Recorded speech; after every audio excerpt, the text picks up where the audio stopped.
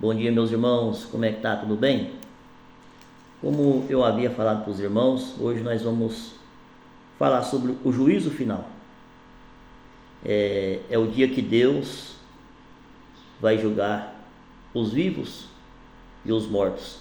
Todos comparecerão diante do tribunal de Deus para dar conta pelo bem e pelo mal que fez. É o dia que Deus vai separar o trigo do joio. É o dia que Deus vai separar as ovelhas dos bodes. De que lado você vai estar? Quem é você? Você é trigo ou você é joio? Você é bode ou você é ovelha? O momento, irmãos, de o homem se arrepender é agora, porque naquele dia não haverá mais jeito. Nosso Senhor Jesus Cristo, ele veio como um cordeiro, mas ele vai voltar como juiz para nos julgar. Naquele dia não haverá misericórdia. A misericórdia está estendida agora para o pecador. Todo aquele que rejeitar o Senhor será condenado. Romanos capítulo 8, irmãos, no versículo 22, narra a criação gemendo por causa do pecado, aguardando a redenção do cosmos.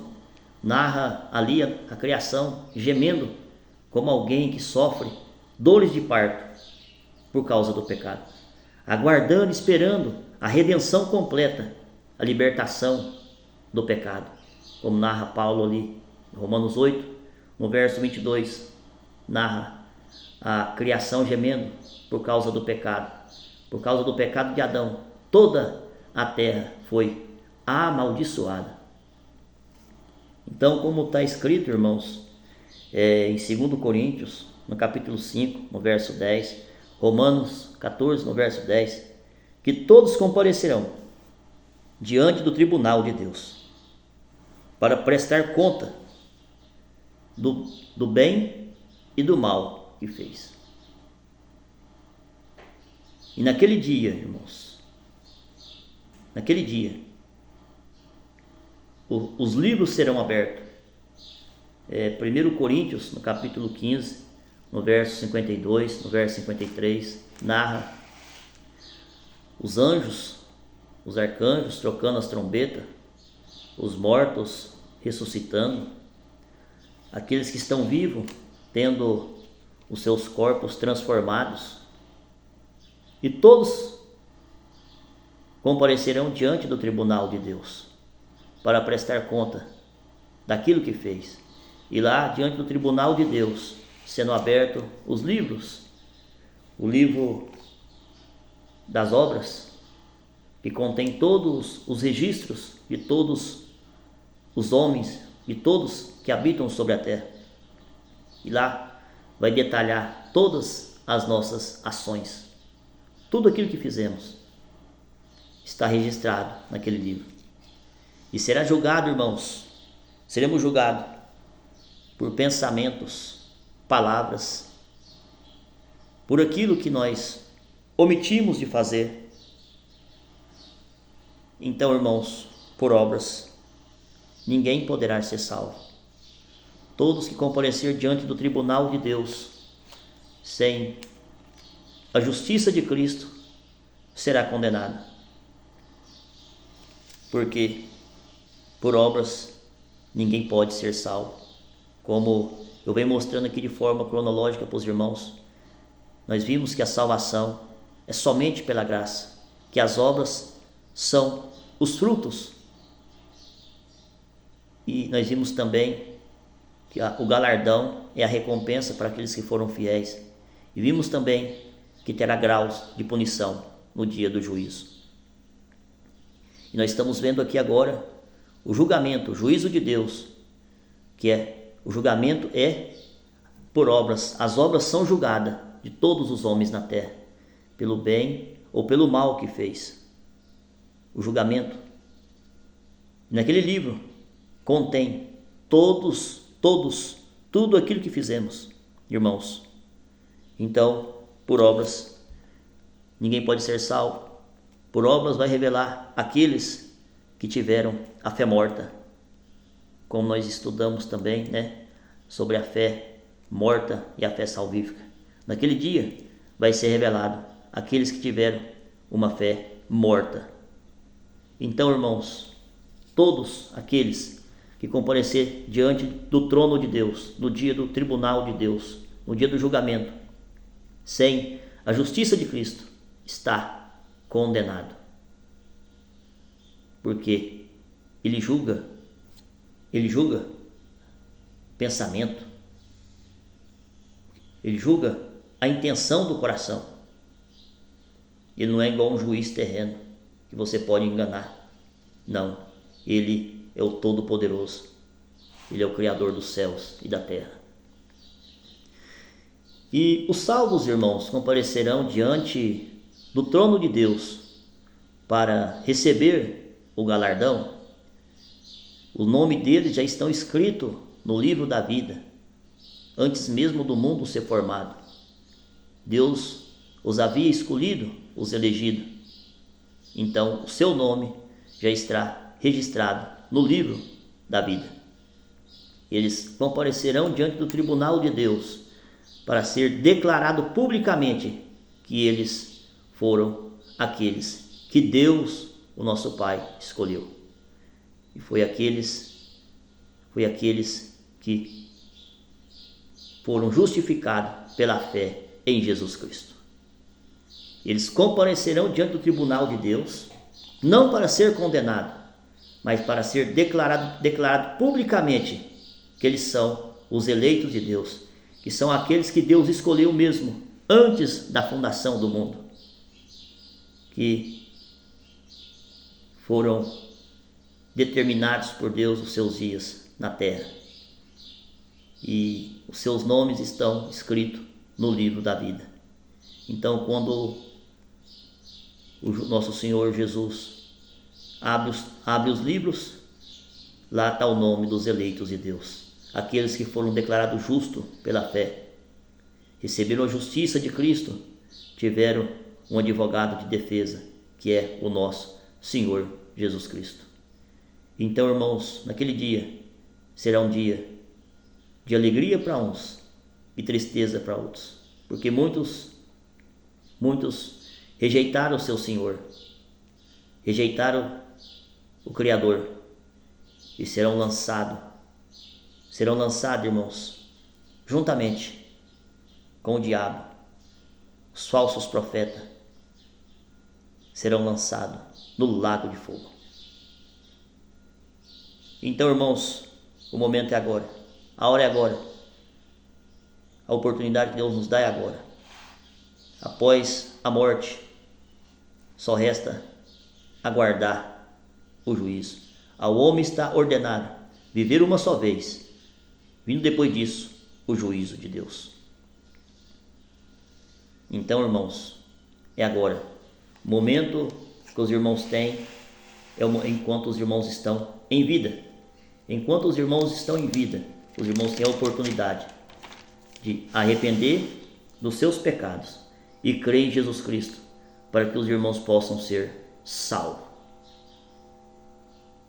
Então, irmãos, vai ser dessa forma, nesse grande dia. Todos comparecerão diante do tribunal de Deus. Não tem como se esconder. Não tem como esconder aquilo que o irmão fez, aquilo que o irmão falou. Você precisa comparecer, seu irmão, todos nós precisamos de Cristo, de ser declarado justo, de ser justificado, de comparecer diante daquele tribunal com o nosso advogado de defesa, porque senão estaremos condenados. E também, irmãos, queria falar para os irmãos também sobre, existe algumas divergências entre o arrebatamento e o milênio, mas o que é mais bíblico? Eu queria falar para os irmãos a posição mais bíblica, né? Muitas pessoas acreditam assim, como a gente vê nos filmes, né? Que vai acontecer um arrebatamento da igreja.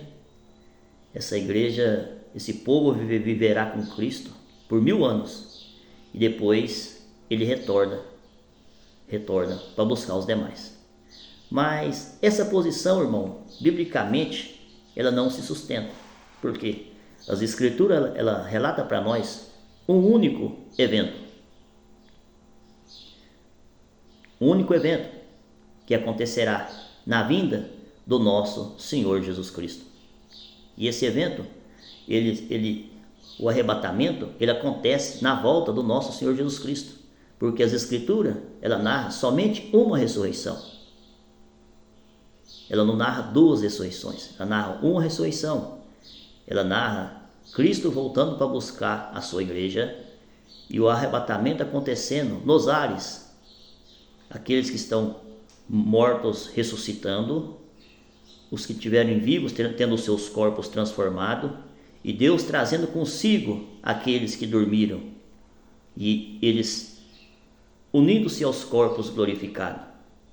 Então, as Escrituras, ela não narra 2 eventos diferentes, ela narra um só evento. Muitas pessoas, elas têm esse entendimento, e muitas das vezes pegam versículos sem ler todo o contexto. Muitas das vezes vão pegar nos evangelhos, né, como está escrito lá em Mateus, Lucas, que estarão 2 no campo, um será tirado e o outro levado.